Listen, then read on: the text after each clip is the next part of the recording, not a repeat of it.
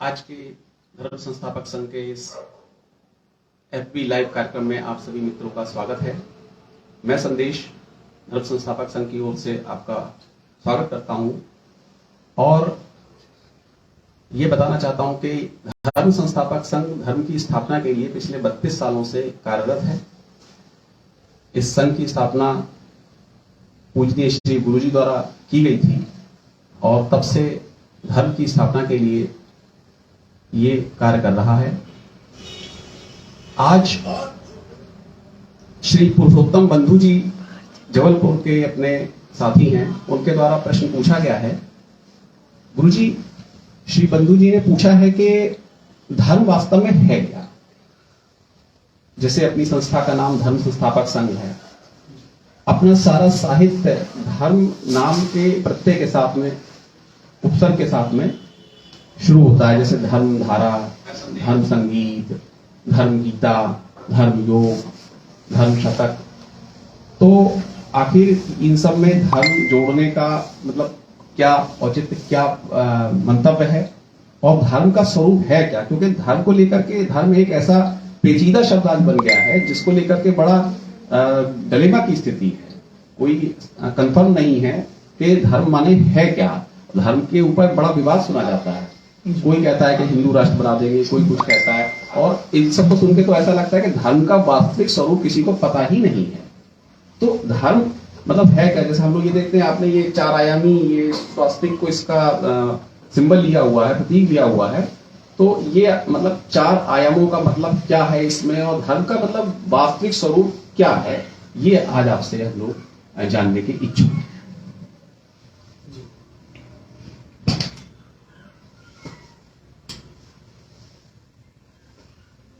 बंधु जी ने जबलपुर से ठीक प्रश्न किया है।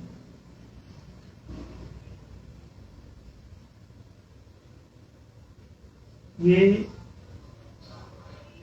सबसे बड़ी जिज्ञासा है वास्तव में।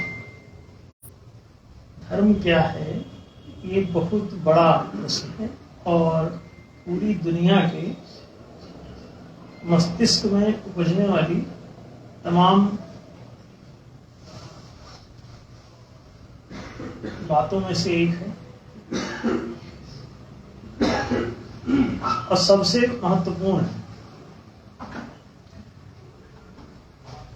धर्म क्या है पर बहुत सारे लोगों ने पुस्तकें भी लिखी हुई हैं। धर्म को एक छोटे से अर्थ के द्वारा समझा जा सकता है। इसका जो मौलिक शाब्दिक अर्थ ही है कि ये धरी धातु से बना है, जो धारण करने के अर्थ में होती है। और चूंकि ये धारण करने के अर्थ वाली है, तो इस धातु से ही स्पष्ट है कि धर्म धारणात्मक है। जो कुछ भी धारण करने योग्य हो उसे ही धर्म कहा जा सकता है।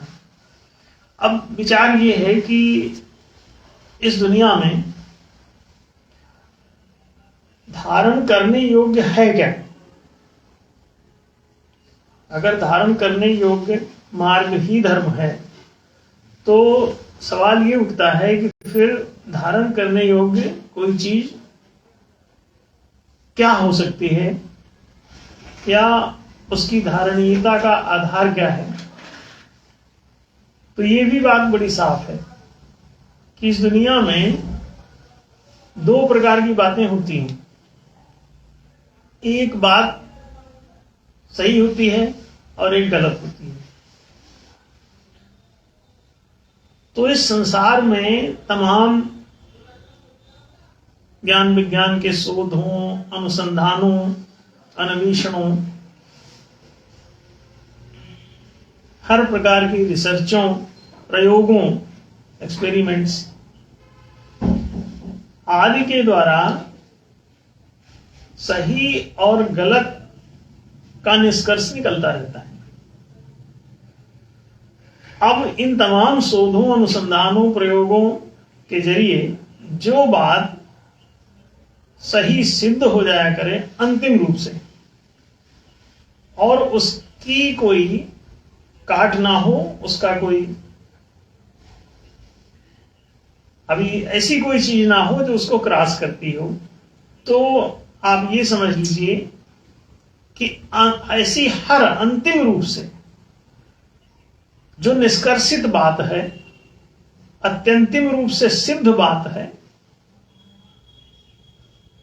वही सत्य मान ली जाती है, यथार्थ मान ली जाती है, सही मान ली जाती है, और उसको ही धारण करने की आवश्यकता होती है। और उसकी धारणीयता का आधार ही यही रहता है कि वो ऐसा ही है, वो बात अंतिम रूप से ज्यों के त्यों वैसी ही है। यही उसकी धारणीयता का कारण बनता है, क्योंकि वो वैसी ही है। उदाहरण के लिए, जैसे दो में अगर दो जोड़ते हैं तो अत्यंतिम रूप से 4 ही सिद्ध होता है। 2 और 2 का जोड़ अगर 4 सिद्ध होता है तो 4 को ही उसके उत्तर के रूप में धारण किया जा सकता है। कि ये बात गणितीय सूत्रों द्वारा निष्कर्षित है, फाइनलाइज्ड है, अत्यंतिम है कि 4 ही आंसर आएगा, तो उसे आप स्वीकार कर लीजिए और पुस्तकों में लिख लीजिए। इसी आधार पर लोगों की कापियां जांचिए, कोई आदमी सही है या गलत है, किसी ने कोई हल किया है गणित, कोई जोड़ घटाना जिंदगी में हुआ है कि आपने किसी को 200 रुपए दिए, फिर 200 रुपए दिए, तो आप जोड़ करके उसको कितना हुआ, 400 बताएं। आप ना 300 बताएं ना 500 बताएं। इसी को कहते हैं सत्यनिष्ठा, कि जो भी बात सही सिद्ध हो जाती है आप उस पर निष्ठा लाइए, तो इस निष्ठा का नाम ही धर्म दीक्षा है। जो बात सही सिद्ध हो गई उस पर आप निष्ठा लाएं, उस पर ईमान लाएं, तो जैसे ही आप उसके प्रति अपना ईमान व्यक्त करते हैं, आप उसे स्वीकार करते हैं, उस पर श्रद्धा लाते हैं, उस पर आस्था करते हैं, उस पर टिकते हैं, तो ये आपकी धार्मिकता का पहला लक्षण है कि आप धार्मिक होना शुरू करेंगे। फिर जब इसे आप व्यवहार में लाते हैं तो आपकी यही जो धर्म की इच्छा है, ये जो धर्म का जो प्रवेश है, धर्म में जो दीक्षा है, यही धर्मनिष्ठा आपकी धार्मिकता बन जाती है। जैसे ही सही बात आप स्वीकार करते हैं तो फिर उसे व्यवहार में और अपने आचार में उतारने लगते हैं, तो इसे धार्मिकता कहते हैं। तो जो जो बातें सही सिद्ध होती जाएं, उन पर आप आस्था लाएं, श्रद्धा लाएं, धारणा अपनी उस पर लेकर आएं, उसे धारण कर लें, उस पर श्रद्धा करें, उसे शिरोधार्य कर लें, उसे अपना लें, अंगीकार कर लें, ग्रहण कर लें, इसे ही धारणा कहते हैं। और धारणा धर्म, धारण करने से ही वो धर्म हो जाता है। धारण करने योग्य मार्ग ही धर्म होता है। तो धारणीय मार्ग ही धर्म है। ये बात संक्षेप में आप धर्म क्या है की व्याख्या करते हुए, का उत्तर ढूंढते हुए आप इस निष्कर्ष तक जा सकते हैं। और ये जो एक एग्जाम्पल, एक जो उदाहरण आपको दिया गया कि 2 + 2 = 4, इस एक छोटे से उदाहरण से आप पूरी जिंदगी की सभी गणितों को इसी तरह से अत्यंतिम रूप से निष्कर्षित कर सकते हैं कि जैसे एक छोटा सा और विज्ञान का सूत्र है पानी का, H2O, तो ये प्रयोगों द्वारा सिद्ध हुआ है कि हाइड्रोजन 2 हिस्सा, ऑक्सीजन 1 हिस्सा, एक विशेष चुंबकीय परिस्थितियों में मिलाने पर ये पानी बन जाता है। अब ये छोटा सा प्रयोग इस बात को प्रमाणित कर देता है कि वैसा करने से पानी बन जाता है। तो ये सूत्र बना के रख दिया गया कि हाइड्रोजन 2 हिस्सा, ऑक्सीजन 1 हिस्सा, उसको मिलाओ तो ऐसा हो जाता है। तो हाइड्रोजन ऑक्सीजन को वैज्ञानिकों ने मिलाकर देखा और जब पानी बना तो उन्होंने इसका सूत्र ही परमानेंट लिख दिया और कहा कि ऐसा ही होता है। और अगर ऐसा ही होता है, ये फाइनलाइज्ड बात है, इसमें शंका नहीं रहेगी, पानी बन ही जाता है, तो इसे आप अपने ग्रंथों में लिख लीजिए और लिख करके आप इसे विद्यालयों में पढ़ाइए और इसी आधार पर पानी जिंदगी में बनवाइए भी। जहां कहीं भी पानी की जरूरत पड़े, जहां कहीं पानी ना हो, बड़े रेगिस्तानी इलाकों में नहीं होगा, ऐसी जगहों पर जहां पानी का अभाव हो, वहां पर अगर ये हाइड्रोजन और ऑक्सीजन उपलब्ध हैं तो इनके जरिए आप पानी का निर्माण इसी सूत्र से करते रह सकते हैं और जीवन व्यवहार में आपको पानी की सुलभता हो जाया करेगी। तो आप विनाश से बच जाएंगे, प्यासे मरने से बच जाएंगे। उसी तरह जिंदगी की तमाम बातों में जो बातें धारणीय सिद्ध होती जाएं, सही सिद्ध होती जाएं, उनको आप अपने धर्म ग्रंथों में, विद्यालयीन ग्रंथों में आप उसे लिखते जाएं, लिखते जाएं, लिखते जाएं और एक दिन ऐसा आएगा कि वो लिखते लिखते एक पूरा बड़ा ग्रंथ बन जाएगा। आप उसे जिंदगी के तमाम आचारों और व्यवहारों में, कार्यों में, अपने नियमों, नीतियों, निर्णयों में, विधियों और विधानों में,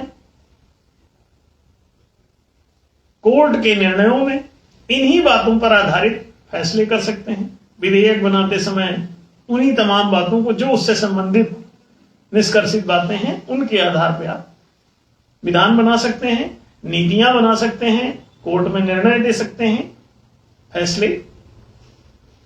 ये आपका जीवन व्यवहार पूरा सत्यात्मक हो जाएगा।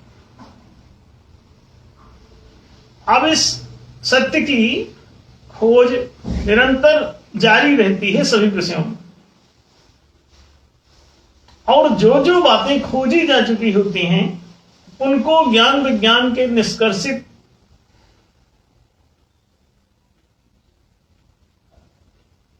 सूत्रों के रूप में, सिद्धांतों के रूप में आप उन्हें पुस्तकाकार कर देते हैं, ग्रंथाकार कर देते हैं। तो इसे ग्रंथ नाम क्यों दिया गया? ग्रंथ इसलिए कहा गया कि तमाम चीजों को पकड़ पकड़ के आप ग्रंथित करते रहते हैं, जोड़ते रहते हैं, एकत्रित करते रहते हैं, संकलित करते रहते हैं। तो वो एकत्रीकरण हो गया है, इसलिए इसका नाम ग्रंथ रख दिया गया।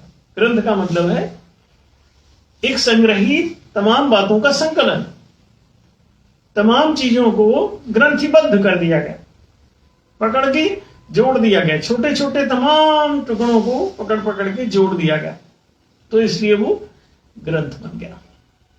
तो धर्म का प्रत्येक ग्रंथ ऐसी अत्यंतिम निष्कर्षित बातों पर तैयार होता है और जो कोई भी धर्म ग्रंथ अनिष्कर्षित बातों पर, असैद्धांतिक बातों पर, अप्रायोगिक बातों पर, झूठी मान्यताओं पर, मिथ्या रूढ़ियों पर, जबरन लादी और थोपी गई अनावश्यक परंपराओं पर, रीतियों और रिवाजों पर, फर्जी नियमों, विधियों, विधानों, कानूनों पर, फर्जी कोर्ट कचहरी के निर्णयों पर, ऐसी जो भी खड़ी हैं तो आप समझ लीजिए कि वो गलती में है और वे धर्म का अंग नहीं बनाने योग्य होती, उन्हें धारण भी करने योग्य नहीं होता, नहीं किया जा सकता। यदि आप करते हैं उन्हें धारण तो आपका धर्म ग्रंथ दूषित हो जाएगा, आपका धर्म संत दूषित हो जाएगा और धर्मानुयायी भी दूषित हो जाएगा, और उसके बाद आपका पूरा समाज, आपका पूरा राष्ट्र और पूरी ये दुनिया आपकी ऐसे तमाम दूषणों प्रदूषणों से ग्रस्त हो जाएगी, बीमार पड़ने लगेगी, रुग्ण होने लगेगी, संघर्ष उत्पन्न होने लगेंगे, लड़ाइयां होने लगेंगी, एक दूसरे पर अस्त्रों शस्त्रों का प्रयोग होने लगेगा। क्यों? जो बात सत्य नहीं होती उसे किसी को मनवाया नहीं जा सकता, मनवाने जाओगे विवाद होगा, लड़ाई होगी, और सही बात न मानने वाले को खुद ही दुख उठाना पड़ता है। तो बहुत ज्यादा आग्रह मत करिए, सत्य जब भी आता है तो बलपूर्वक लाने की जरूरत नहीं रहती। जो बातें सही होती हैं उनको अत्यंतिम रूप से निष्कर्षित करके आप प्रेस्क्राइब कर दीजिए, ग्रंथाकार रूप दे दीजिए और उनको रख दीजिए। इससे उल्टी वाली बातें भी लिखी रखी रहेंगी, चिंता मत करिए। लोग इसको भी पढ़ेंगे, उसको भी पढ़ेंगे, दोनों का प्रयोग करेंगे और जिंदगी में दोनों के प्रयोगों के प्रतिफल आएंगे। सही वाले के सत्परिणाम आएंगे, गलत वाले के दुष्परिणाम आएंगे।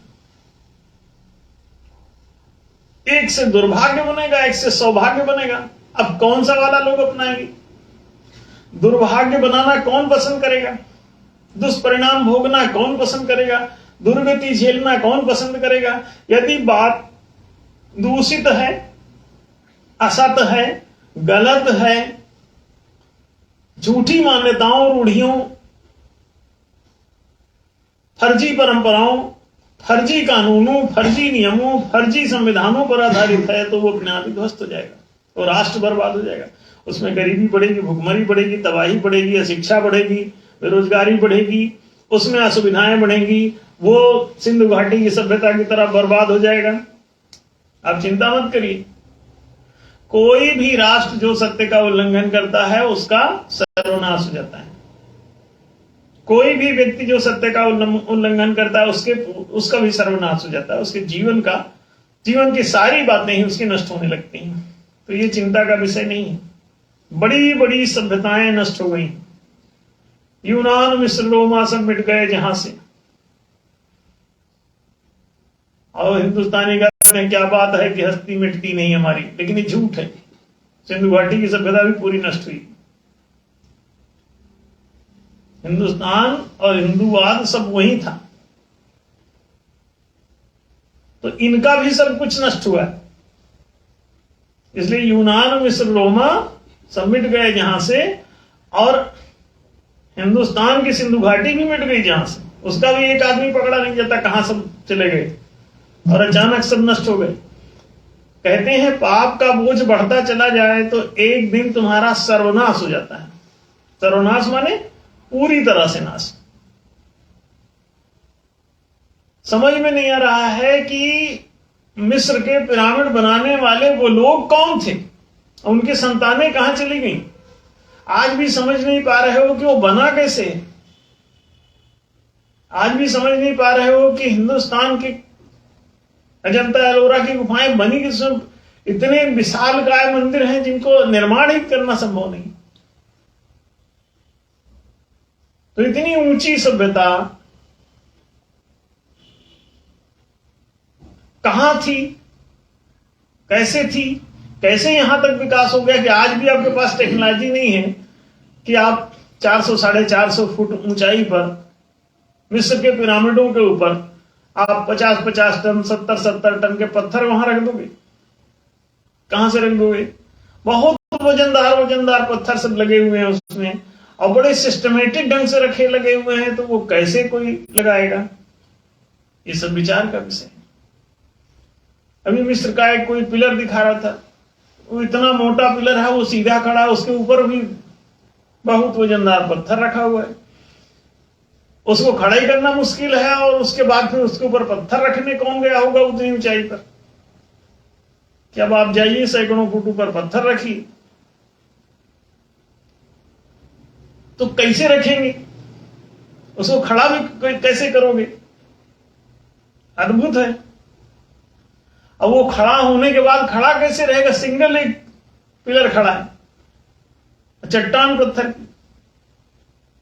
ये सब सर्वथा असंभव टाइप की चीजें पिरामिडों में, इतने बड़े बड़े 13 एकड़ के लंबाई चौड़ाई के एक क्षेत्र में 13 एकड़ का एक एरिया, और उसमें पिरामिड बना हुआ है। अब उस पिरामिड में इतने सारे कई लाख पत्थर लगे हुए हैं, लाखों की संख्या में पत्थर, इनको चढ़ाओगे कैसे? और सारे पत्थर बहुत हैवी। वहां पर वो पत्थर भी नहीं कि आसपास से लाए गए हों, कोई बहुत दूर से लाए गए हों। इसके बावजूद सब, तो ये कैसे नष्ट हो गए? उनके बनाने वाले कहां गए? वो टेक्नोलॉजी कहां चली गई? बारंबार आप नष्ट हो जाते हैं। आपके देश में भी पुष्पक विमान, जाने कौन कौन से विमानों की चर्चा है, कहां चले गए सब आपके पुष्पक विमान? कहां चली गई वो सब कल्चर? कौन थे वो लोग? आप बार बार नष्ट हो जाते हैं। आप सत्य की उपासना करते हैं, माने धर्म की उपासना करते हैं। यो वैसा धर्म सत्यम वैतर, जो कुछ भी सत्य होता है केवल उतना ही धर्म होता है। जो भी अत्यंतिम रूप से सही सिद्ध हो जाने वाली बातें हैं, सत्य सिद्ध हो जाने वाली बातें हैं, उसी को धर्म कहते हैं। अन्य किसी बात को धर्म नहीं कह सकते। तो धर्म क्या है का सीधा उत्तर है कि जो जो बात सत्य सिद्ध हो जाए उसको सुधारण कर लो। अब जिंदगी में लोगों ने कहा कि जीवन हमारा आचार और व्यवहार दो चीजें मांगता है। निजी जिंदगी में आपको आचरण की जरूरत होती है, और पारस्परिक जिंदगी में आपको व्यवहार की जरूरत होती है। तो अब आप ये अपना आचार और व्यवहार कैसे करें, इसके क्या नियम हों, इसकी कौन सी नीतियां हों, इसके व्यवहारों के निर्णय कैसे हों, इसके बारे में भी सत्य की खोज हुई। सत्य की खोज में यह पाया गया कि हम लोग नॉर्मली सामान्य दृष्टि से देखने पर अनेक दिखाई देते हैं, लेकिन सत्य इससे कुछ दूसरा है। सत्य कहता है इस जगत में एक ही तत्व से सारी सृष्टि रची हुई है। जैसे एक ही स्वर्ण से बहुत सारे आभूषण बना दिए जाएं, स्वर्ण से ही अंगूठी बना दी जाए, स्वर्ण से ही कंगन बना दिए जाए, स्वर्ण से ही चेन बना दी जाए। अब देखने पर तो ये अलग अलग नाम रूप गुण के होंगे, लेकिन वास्तव में ये होंगे सारे सोना। धातु इनकी सबकी होगी स्वर्ण, तो लेकिन वो अंगूठी दिखने लगती है और स्वर्ण गायब हो जाता है। अंगूठी दिखने लगती है और जिस चीज से वो बना है वो नहीं दिखता। फिजिक्स ने खोज के बताया कि E=mc²। ये सारा का सारा एनर्जी है, सारा मैटर सब एनर्जी है। एनर्जी जितनी है उतना ही मैटर है। एनर्जी को ही सघन कर करके आप पदार्थ बनाए हुए हो, या खुद ही सघन हो कर वो बन रहा है। आप पदार्थ को ऊर्जा में बदलना सीख गए हो, तो यहाँ पूरी आणविक थ्योरी आपके बम बना रहे हो। पदार्थ को ऊर्जा में कन्वर्ट करो, ऊर्जा को फिर पदार्थ में कन्वर्ट करो। दोनों विधियां फिजिक्स ने खोज ली। तो आप समझ गए कि वास्तव में चाहे वो सोना हो, चांदी हो, लोहा हो, पीतल हो, तांबा हो, पत्थर हो, मिट्टी हो, लकड़ी हो, हड्डी हो, चमड़ी हो, पानी हो, कुछ भी जो कुछ भी आपको दिखता है ये सब ऊर्जा का सघन रूप है। तो इस दुनिया में जब एक ही तत्व से ये सारी चीजें, पूरा ब्रह्मांड ही ब्रह्म तत्व से बना हुआ है, तो इस जगत में दूसरा कहां से आया?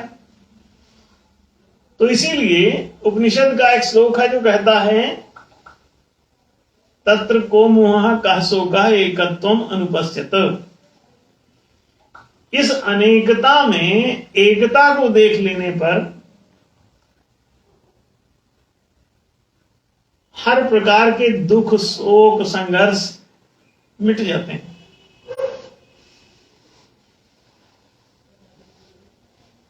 हम ब्रह्मास्मि तो त्वं तदसि, ये मैं और तू दोनों एक ही चीज हैं।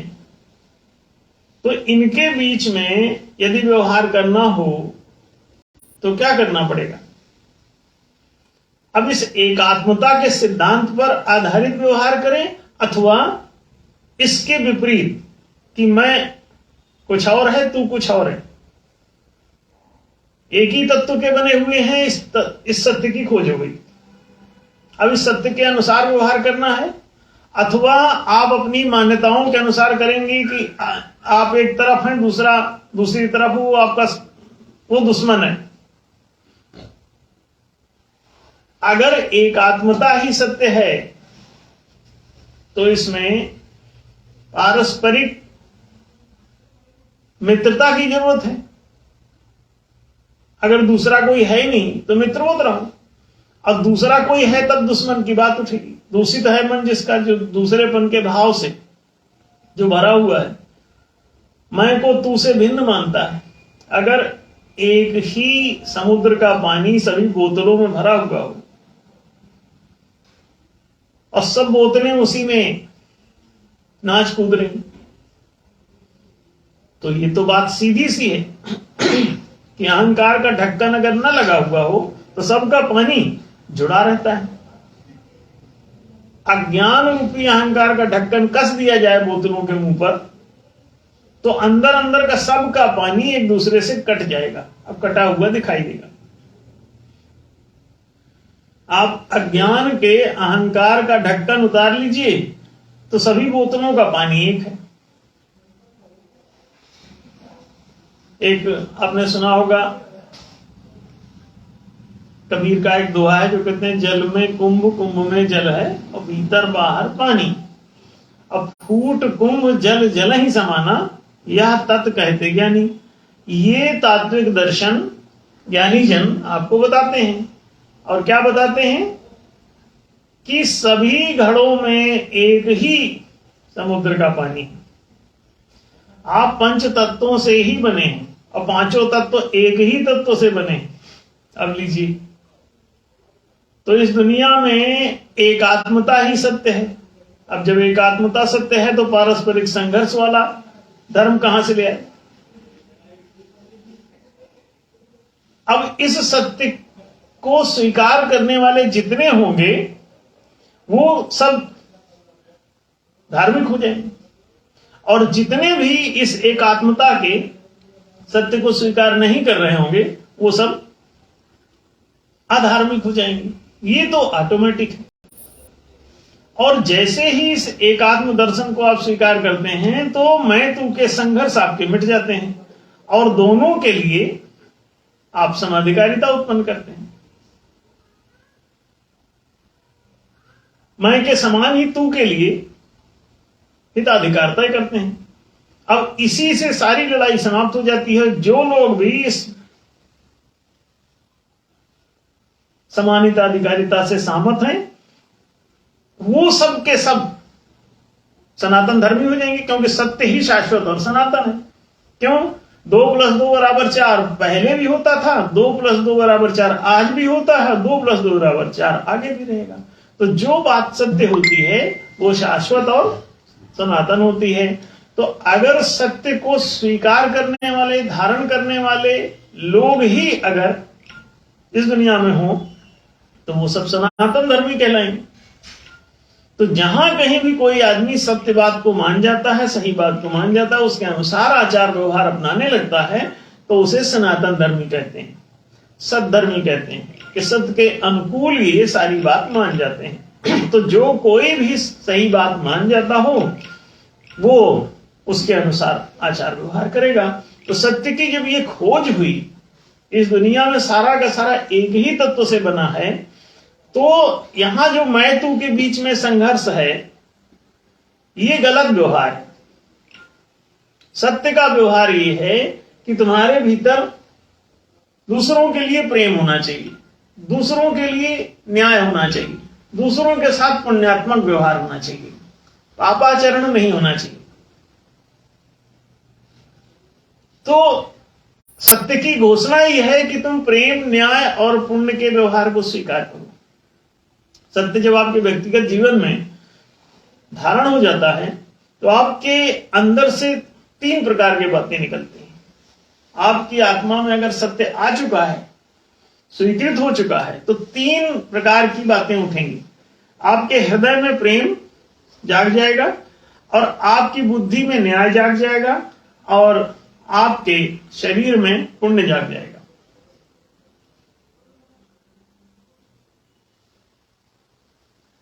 इसे शाश्वत और सनातन धर्म कहते हैं। अब आपने ये देखो, ये धर्म दर्शन एक बुक है, ये इस दुनिया की ये पहली बुक इसे मान लो धर्म की।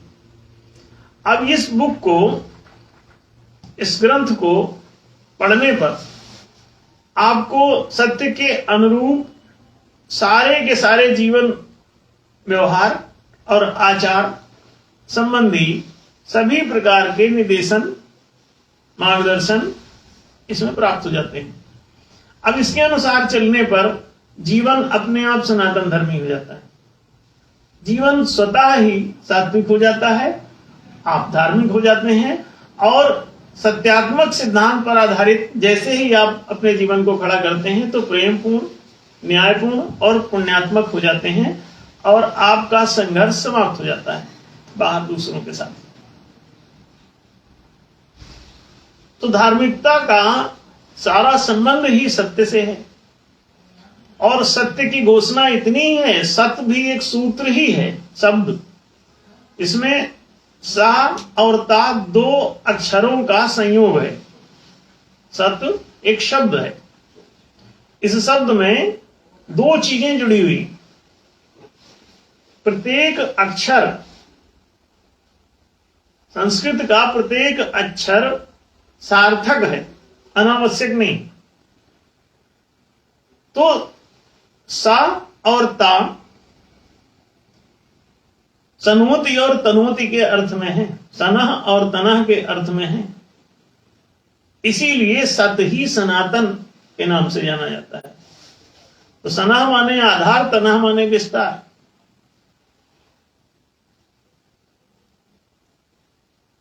तो आदि और इत, ये 2 चीजें, इन दोनों को उपनिषद कहता है पूर्णमदः अपूर्णमिदम्। अद माने आदि, पहला, और इति माने आखिरी का, अंतिम। तो आदस और इदम 2 चीजें हुई। तो पूर्णमदः अपूर्णमिदम्, ये जो पहला है ये भी पूर्ण है, इससे जो निकलता है वो भी पूर्ण ही रहता है। पूर्णमदः पूर्णमिदम् पूर्णात् पूर्णमुदच्यते, पूर्ण से पूर्ण ही निकलता है।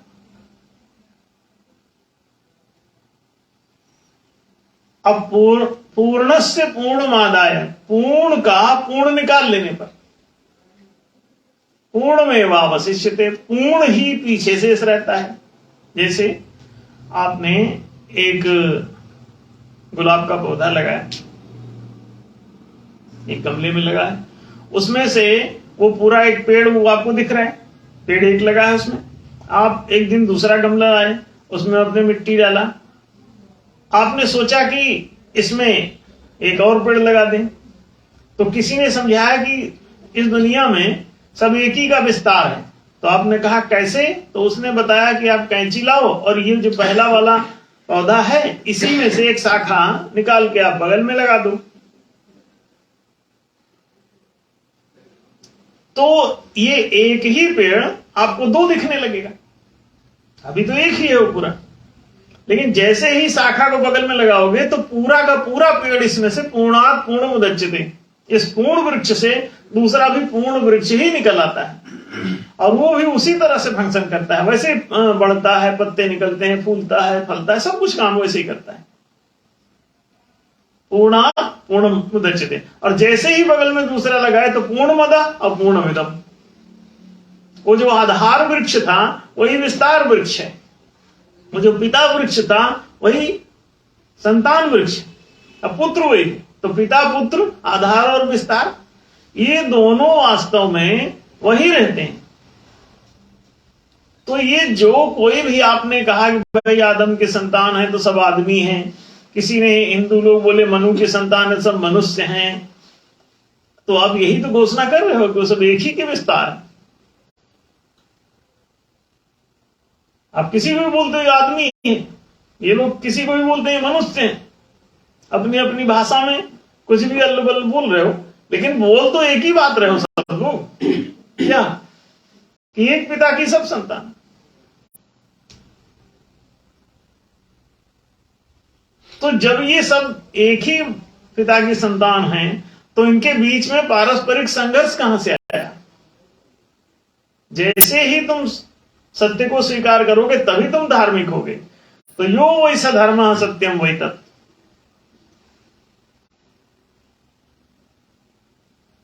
वो एक ही दूसरा हो जाता है और सेम वही रहता है दूसरा। एक माता पिता से दूसरे बच्चे हो जाते हैं और फिर आपको लगता है कि ये कोई इनसे भिन्न है, वो भिन्न नहीं, अभिन्न है, वो वही रहते हैं। एक आम का आपने पौधा रोप दिया, उसमें से अनेक आम हुए, फिर अनेक पौधे रोप दिए, फिर वो और अनेक हो गए, अब पूरा पृथ्वी भर गया मान लो। अब आप सोचेंगे कि ये अनेक मैंगो, अनेक आम, नहीं, वो एक जो बोया था वही फैल गया। एक में अनेक होने की सारी सामर्थ्य है, तो सामर्थ्य होना कोई गलत बात है क्या? एक अगर अनेक हो सकता है तो बड़ी महिमा की बात है, बड़ी प्रशंसा की बात है, इसमें गुस्सा करने की क्या जरूरत है ना? हाँ, वो एक ही अनेक हो जाया करता है, तो वो एक सोने के पिंड से आपने अनेक गहने बना दिए, अनेक आभूषण रच दिए, तो अनेक हो गया वो, तो कुछ गलत थोड़ी हो गया है। ठीक है, अनेक हो गया है, लेकिन है तो एक ही ना मौलिक रूप से। जब एक ही है तो उसके यही सत्य है। अनेकता जो दिख रही है ये वास्तव में मिथ्यारोप है, मिथ मान्यता है, वो एक ही चीज है, ये सच है। तो एकत्व के सत्य के अनुरूप यदि आचार व्यवहार बाहर प्रारंभ कर दिया जाए तो दूसरे को कोई कष्ट ना होने पाए इस बात का पूरा ख्याल रखा जाएगा। लेकिन अभी तो दूसरे पर हमले हो रहे हैं, दूसरे का घर लूटे ले रहे हो, चोर बदमाश में जा रहे हो, है ना? खुद को शिक्षा प्राप्त कराते हो और अपने पड़ोसी को नहीं प्राप्त करने देते, खुद को रोजगार प्राप्त कराते हो, पड़ोसी को नहीं करने देते, खुद के लिए अपने मोहल्ले में सड़क अड़क बनाते हो और दूसरे के मोहल्ले में नहीं बनने देते। तो अपने लिए सब अच्छा अच्छा और दूसरे के लिए बुरा बुरा, ये कौन सा धर्म है तुम्हारा? और अगर यही धार्मिकता है तो तुम सत्य के अनुकूल कहां सिद्ध हुए? इसका मतलब अभी ये सब गलत रास्ते पर खड़े हैं, कोई धार्मिक नहीं है। धार्मिक होना शुरू करना पड़ेगा, है ना? तो इसके लिए धर्म को प्रकाशित और प्रसारित करना पड़ेगा। हमने धर्म पर इसीलिए बहुत सारे ग्रंथ लिखे, जितनी भी आवश्यक चीजें हैं वो प्रिस्क्राइब की सत्यानुकूल।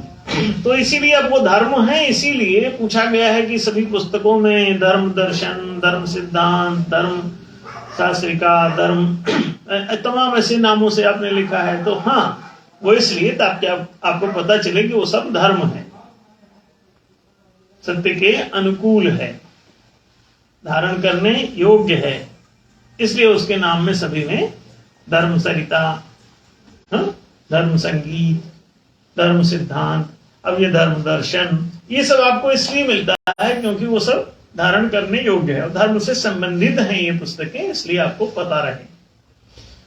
ये धर्म संस्थापक संघ पिछले 32 साल से हम काम कर रहे हैं। धर्म स्थापना के लिए जो लोग सहमत हैं वो ऑटोमेटिकली धर्म संस्थापक संघ के सदस्य बन जाते हैं। कोई भी इसका सदस्य बन सकता है। और पृथ्वी पर जब ये धर्म सत्य के अनुकूल वापस आएगा तो पारस्परिक संघर्ष को ये समाप्त कर देगा, क्योंकि ये कहता है कि अगर सत्य ये है कि एक आत्मता है तो झगड़े परस्पर ये क्यों हो रहे हैं। अगर सत्य ये है कि एक आत्मता है तो झगड़े परस्पर ये क्यों हो रहे हैं। इतने सारे दोष, इतने सारे अपराध क्यों बटोर लिए, क्यों? धर्म आपका खत्म हो गया था, समाप्त हो गया था, गायब हो गया था, उसे वापस लाने की जरूरत है। धर्म जब जब विस्थापित हो जाता है तो धर्म को पुनर्प्रतिष्ठित करना पड़ता है, स्थापित करना पड़ता है। धर्म का संस्थापन और संरक्षण दोनों जरूरी होता है। तो धर्म संस्थापक संघ इन दोनों कामों को कर रहा है। कोई भी लोग जो धार्मिक होना चाहते हैं, हिंदू, मुस्लिम, सिख, ईसाई, जैन, बौद्ध, पारसी भाई, वो धर्म संस्थापक संघ की सदस्यता ग्रहण कर सकते हैं। तो उसमें जो पूछा गया है, एक बात उन्होंने शायद और पूछी थी कि धर्म संस्थापक संघ के धर्म स्थापना अभियान में और बाकी लोगों के जो धर्म हैं उनमें क्या अंतर है। एक ही अंतर, धर्म संस्थापक संघ जो भी बात ज्ञान विज्ञान के प्रयोगों, शोधों, रिसर्चों, अन्वेषणों आदि के द्वारा सत्य सिद्ध हो जाए, वो सब हम लोग धर्म ग्रंथ का विषय मानते हैं, उसे स्वीकार कर लेते हैं। और जो जो बातें गलत सिद्ध हो जाती हैं, तमाम प्रयोगों, शोधों, रिसर्चों, अनुसंधानों पर जो गलत सिद्ध हो जाएं, वैसी न साबित कर पाए अपने आप को। किसी ने मान लीजिए H2O की जगह उसने कहा कि नहीं, इसमें ऑक्सीजन की जगह कार्बन लिखो, H2C लिख दो,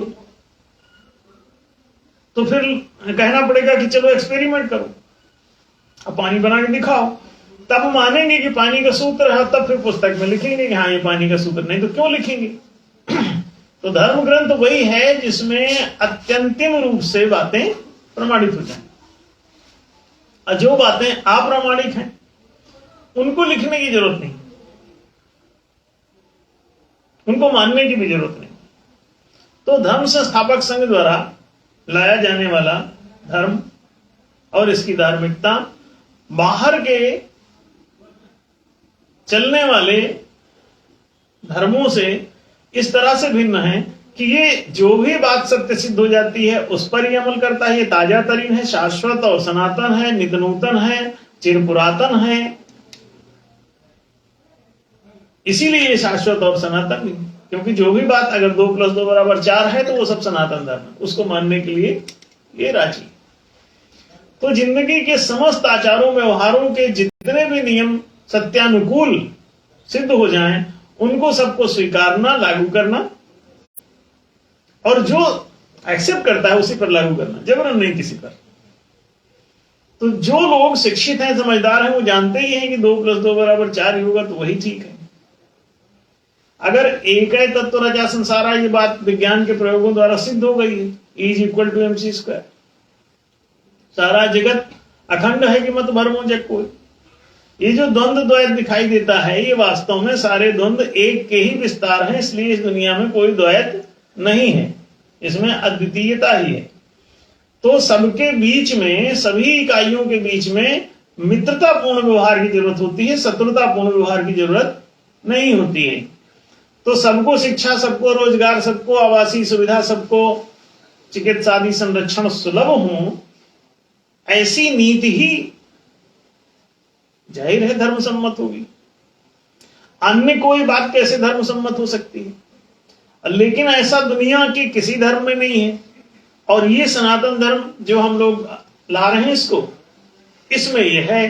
तो इससे क्या सिद्ध हुआ कि ये सत्य पर आधारित है। अब बाकी कोई भी दुनिया का धर्म, हिंदू, मुस्लिम, सिख, ईसाई, जैन, बौद्ध, पारसी भाई, ये दावा नहीं कर सकता कि वो सत्य पर खड़ा हुआ है, नहीं कर रहा है। अभी भी हम बोल रहे हैं तो कोई ना बोलेगा कि उसका धर्म सत्य पर आधारित, सही बात मान जाएगा, एक भी ना बोलेगा। और कोई बोल दे तो हम उसे पूरा मनवा दें आज ही, पवित्र हो जाएगा। अभी भी हम तो खुला बोल रहे हैं, एक भी कोई आके दावा नहीं कर सकता कि सही बात मान जाएगा। वो अपनी मान्यताओं को ही कहेगा, इसी को थोप देंगे, इसी को सही मान लो, प्रयोग वयोग ना होने दो। इस पर शोध अनुसंधान अन्वेषण को स्वीकार नहीं करेगा, ज्ञान विज्ञान की कसौटियों में इसे कसने नहीं देगा। तो मौलिक बात जब आप समझ लोगे तो मैं त्रिसंस्थापको यश्च विश्व शांति विधायक सनातनाय धर्माय तस्मै नित्यम नमः। सनातन धर्म तो पूरी दुनिया में मैत्री का संस्थापक है। क्यों? इस दुनिया में दूसरा कोई है नहीं। ये बात अत्यंतिम रूप से सिद्ध हो चुकी है कि एक है तत्व रचा संसार है is equal to MC square. इस जगत में द्वितीयता या द्वैतता सत्य नहीं है, अद्वितीयता अद्वैतता ही सत्य है। ये बात सर्वतोभावेन प्रामाणिक है। हर ज्ञान विज्ञान का अत्यंतिम शोध अनुसंधान यही आके टिकता है कि इस जगत में द्वितीयता नहीं है। हाँ, सिर्फ विकास यात्रा ये 4 आयामी, आपका शारीरिक, मानसिक, भावनात्मक, चेतनात्मक ऐसे विकास होता है। एक साथ आपका सारा विकास नहीं रहता, तो धीरे धीरे विकसित होते हैं। तो जो जितना विकसित हो जाए वो उस स्टेज में रहता है, लेकिन आत्मिक रूप से वो सब देखिए, एक गहना गढ़ गया है, दूसरा अभी गढ़ा जा रहा है। एक अंगूठी बन गई है, दूसरी अभी वो निहाई पे चढ़ी हुई है। तो आप कहेंगे कि ये तो फिर इसमें अंतर क्यों है दोनों अंगूठियों में? नहीं नहीं, एक बन गई है और एक को गढ़ा जा रहा है, लेकिन सोना दोनों है। स्पष्ट हुई बात? सोना दोनों है, गढ़ाई चल रही है। एक गढ़ गई है, दूसरी अभी आधी गढ़ी है, तीसरी अभी थोड़ी और ज्यादा गढ़ गई है, और एक कोई और भी। हाँ? कोई कम गढ़ी है, कोई ज्यादा गढ़ी है, कोई थोड़ी सी गढ़ी है, कोई अभी गढ़ना ही स्टार्ट नहीं हुआ है। अभी ऐसे ही पिघला सोना पड़ा है, मान लो कहीं पे कोई सेब नहीं है, कोई इसमें अंगूठी दिखी नहीं रही, अभी गढ़ा नहीं है भाई, अभी बनेगा, धीरज रखो। एक अभी असत है, एक अल्प सत है, एक अर्ध सत है, एक अधिसत है, पूर्ण सत है। ऐसी 5 जन्य अवस्था है। 5 प्रकार की स्थितियां हो सकती हैं मानव जीवन विकास के सिद्धांत के अनुसार। एक क्यूलेस है, एक PQ है, एक IQ है, एक EQ है, SQ है। डेवलपमेंट की स्टेजेस। तो लेकिन आत्मतः ये सब कुछ एक ही, सारी अंगूठियां और सारे कंगन और सारे चेन और सारे अन्य आभूषण सब जो है ये सोने के बने। 24 कैरेट टच शुद्ध ईश्वरीय तत्व, ईश्वरीय ऊर्जा ही सघन होकर के पदार्थ ही बैठी। अब देखो ईश्वरीय सामर्थ्य इसकी देखो कि energy within no time ये अरबों खरबों किलोमीटर जा सकती है, अब वापस भी जा सकती है उसी विद इन नो टाइम। यहां से अमेरिका, अमेरिका से यहां तुरंत खेलों का रिले वहां पहुंचता है, वो तस्वीर जट से उतनी दूर ऊर्जा पहुंचा देती है, उसे पी जाती है, पी के वहां जाके आंख खोल देती है। आंख में चितले, उधर आंख खोल दिया, दिखा दे 1000 किलोमीटर दूर देखो, 1,00,000 किलोमीटर, धक्क से दिखा, तुरंत दिखाता है। एनर्जी का पावर देखो, एनर्जी की सामर्थ्य देखो, ऊर्जा कितनी अद्भुत है। वही सघन हो करके तुम लोग उसी के बने हो, तो तुम्हारी भी सब सामर्थ्य वही छिपी हुई होगी। बस ये है कि गहरे डायमेंशन में रहती है, इसलिए पता नहीं चलता। पता चला लोगे तो बहुत मस्त हो जाओगे। तो इसलिए जैसे जैसे ये सब जानोगे समझोगे, वैसे वैसे धार्मिक हो जाओगे, ऑटोमेटिकली स्वतः धार्मिक हो जाओगे। तुम्हारा बुद्धू होना ही तुम्हें अधर्मी बनाता है, तुम्हारा बुद्धिमान होना ही तुम्हें धार्मिक बनाता है। तो बुद्धू नहीं, बुद्धिमान बनो भाई, बुद्धिमान बनो। अगर प्रबुद्धता बढ़ेगी, बोध बढ़ेगा, सत्य का ज्ञान बढ़ेगा, तो आप असत्य के अनुयायी भी बनो। जो भी बात सही सिद्ध हो जाए उससे विचलित मत हुआ करो, नहीं तो बहुत ठोकर खाओगे। और इतनी ठोकर खाओगे कि मगरमच्छ तक हो जाओगे, इतनी ठोकर खाओगे कि पत्थर हो जाओगे। ठोकर खाते खाते तुम भी पत्थर हो जाओगे। ध्यान रखो, पत्थर ही पेड़ पौधा बना है, पेड़ पौधे ही जीव जंतु बने हैं, जीव जंतु ही सुधरा हुआ एक जीव ही मनुष्य भी।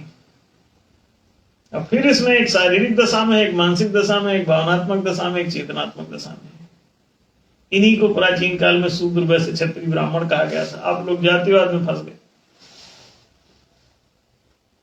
दिमाग में जब बाकर बिल्ला घुसा हुआ तो आप कुछ भी कर सकते हो। सत्य छूटा और आप तबाह हो गए। फिर दे गरीबी, भुखमरी, तबाही, गंवारपन सब घेर लेगा चारों तरफ से। और धार्मिक होते ही तुम सब शिक्षित हो जाओगे, रोजगार से युक्त हो जाओगे, कोई गरीबी नहीं रहेगी, कोई भुखमरी नहीं रहेगी। इनकी सबकी पूरी गारंटी है, कोई तकलीफ नहीं होगी आपको। पूरी शिक्षा, पूरी समृद्धि, पूरी आवास की व्यवस्था, पूरे हर प्रकार के इलाज चिकित्सा की व्यवस्था सब सामाजिक रूप से सत्य के अनुसार न्यायपूर्वक जुटाई जा सकती है, प्रेम पूर्वक उत्पन्न की जा सकती है। तो इसका मतलब धर्म बहुत कठिन नहीं था। धार्मिक होने में आपके लिए प्रेरणा की जरूरत होती है, समझ की जरूरत होती है। वो चीज नहीं हो पाई थी, अब वो सप्लाई की जा रही है। और जैसे जैसे आपको ये सब बताया जा रहा है, वैसे वैसे आप इसे स्वीकार भी कर रहे हैं और बढ़ भी रहे हैं आगे। जाने कितने लोग अब सहमत हो रहे हैं सत्य से।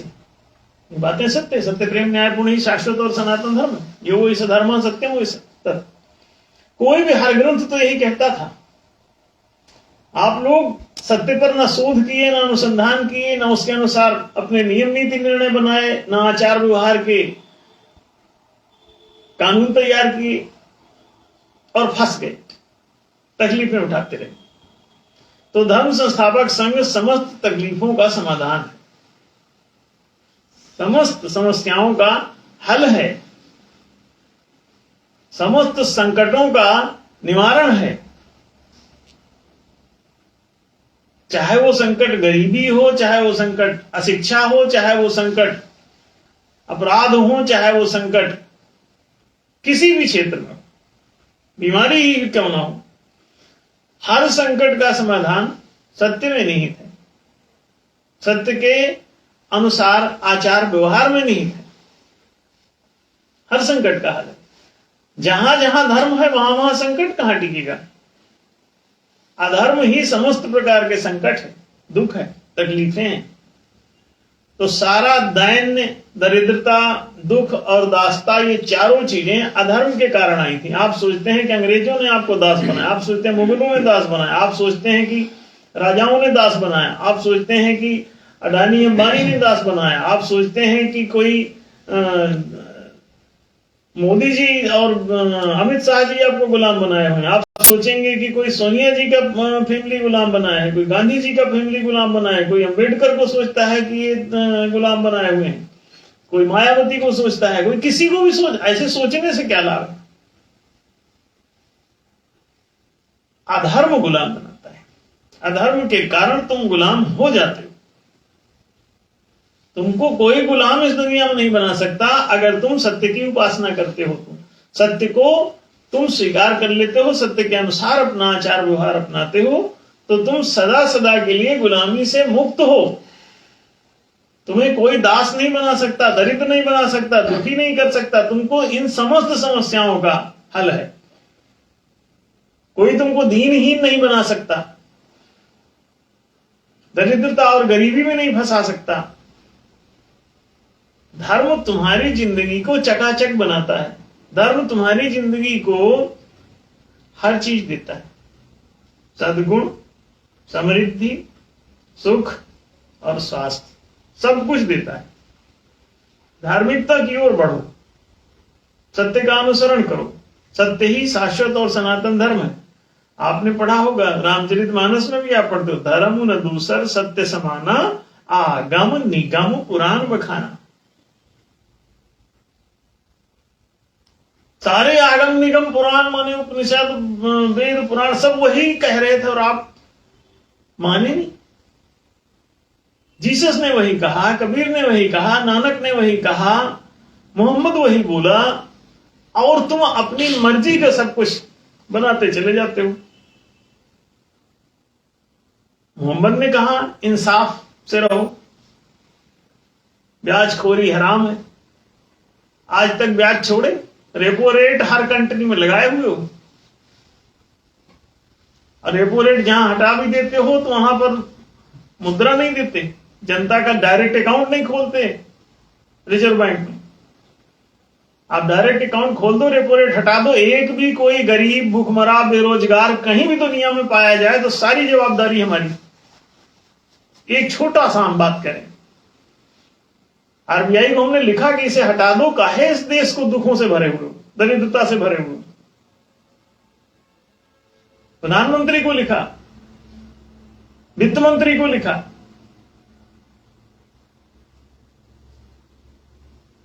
सारी गरीबी, भुखमरी, तबाही की जड़ ही है मुद्रा पर नियंत्रण। मुद्रा वैकल्पिक धन है। आप क्या बर्फ का गोला उसी को लिक्विड करके देते हैं और ब्याज कहते हैं हमको दो। मालिक तुम हो उस बर्फ और बर्फ के पानी के, अब ब्याज दूसरा मांग रहा है। जब मिल्कियत ही नहीं है तो उसका दावा कैसे बनेगा ब्याज लगाने का? हमने आरबीआई से पूछा, जवाब नहीं दे पा रहे। अब कोर्ट में केस भी कर दें तो कोर्ट में भी आरबीआई का जो गवर्नर है वही कोर्ट का जज है, वो दोनों सगे भाई, वो भगा देगा हमको कोर्ट से। हमने डिजिटल करेंसी का केस फाइल किया, उनको भी मालूम था कि डिजिटल करेंसी अगर घोषित हो जाती है और ये सिक्का और नोट दोनों बंद कर दिया जाता है तो चोरी ना होगी पूरी दुनिया में, बिल्कुल समाप्त हो जाएगी। भ्रष्टाचार ना होगा, घूसखोरी ना होगी, गबन ना होगा, घोटाला ना होगा, सारी समस्याएं आपकी समाप्त हो जाएंगी। ना कोई आतंकवाद मचा पाओगे, ना कुछ कर पाओगे। If the currency is being transformed, physical to digital, अभी घोषित हुआ है, लेकिन सिक्का नोट बंद नहीं करे क्योंकि मालूम है सारी हेराफेरी उसी से होगी। आरबीआई मान गया हमारी बात और डिजिटल किया, लेकिन अभी तक फिजिकल बंद नहीं हुआ, तो वो समस्या है। ये धीरे धीरे आप लोग जैसे जैसे धार्मिक होंगे, सही बात मानने की आदत डालें। आप ही लोग सरकार में बैठे, तो जैसे आप लोग नहीं मानते वैसे वहां आप ही लोग वहां सरकार में चले जाते हैं, फिर वहां नहीं मानते सही बात तो जिद करते हैं, अपने लिए सब अच्छा, दूसरों के लिए सब बुरा चाहते हैं, क्योंकि एकात्मता का दर्शन नहीं बचा। लिखा तो है सब जगह, ये पुस्तक के धर्म दर्शन पढ़ें, अगर हर बात आपकी क्लियर हो जाएगी, सब समझ जाएंगे कि सत्य क्या है, सत्य के अनुसार जीवन कैसा जीना चाहिए, और वही आपका शाश्वत और सनातन धर्म हो जाएगा। तो ये बात स्पष्ट है कि बाहर के धर्मों में और ये जो धर्म संस्थापक संघ जो जिस धर्म को स्थापित कर रहा है वो विशुद्ध सत्य पर ही आधारित है। जो भी बात सत्य सिद्ध होती है वो हर विज्ञान की हर सत्य बात हम लोगों को पूरी तरह मंजूर है, हमारे पूरे संगठन को मंजूर है। उसके अनुसार चलने जीने के लिए हमारा पूरा ये धर्म संस्थापक संघ, इससे संबंधित सारे लोग, इस पूरे अभियान से जुड़े हुए लोग सारे के सारे सही बात मानने के लिए 24 घंटे खड़े हैं।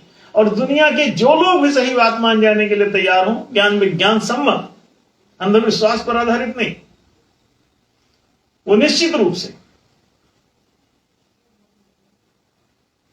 इस बात से सहमत होंगे कि जो कोई भी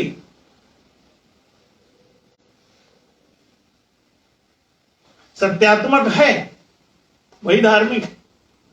तो दूसरे लोग कितने धार्मिक हैं ये बात अपने आप ही साफ हो जाती है। तो जो अंतराल है ये भी स्पष्ट है। आज का समय चूंकि हो गया है तो हम लोग इस प्रश्न के साथ ही आज का ये कार्यक्रम अब यहीं पर विराम देते हैं, और आगे सभी लोग हर रविवार को इस 8 से 9 के प्रसारण में, लाइव प्रसारण फेसबुक पर होता है, इसे लोग ज्वाइन किया करें। और संदेश जी। धन्यवाद गुरु जी।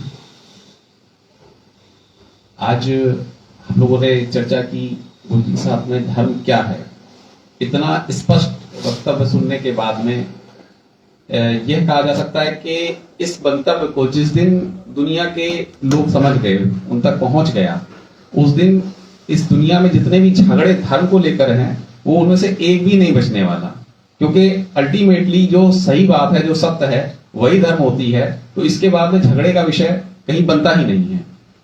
मैं इस प्रश्न के अगला जो हिस्सा है ये हम लोग अगले रविवार को इसका गुरुजी से चर्चा करेंगे, गुरुजी से जानेंगे कि मानव समाज के लिए यह धर्म जो है कितना जरूरी है। खास तौर पे जो धर्म संस्थापक संघ जिस धर्म की बात कर रहा है वो मानव समाज के लिए कितना जरूरी है। इसके लिए हम लोग अगले रविवार को रात 8 बजे उपस्थित होंगे और इस FP लाइव कार्यक्रम को आप लोग ज्यादा से ज्यादा शेयर करें। जितने ज्यादा लोगों तक आप पहुंचा सकेंगे उतनी जल्दी इस दुनिया की, देश दुनिया की समस्याएं समाप्त हो सकेंगी। मैं संदेश यहाँ उपस्थित, प्रत्यक्ष रूप से उपस्थित इस FP लाइव कार्यक्रम में सभी लोगों के साथ में आप सभी मित्रों का धन्यवाद करता हूं और अगले रविवार को हम लोग फिर मिलेंगे इस FP लाइव कार्यक्रम के साथ। धन्यवाद।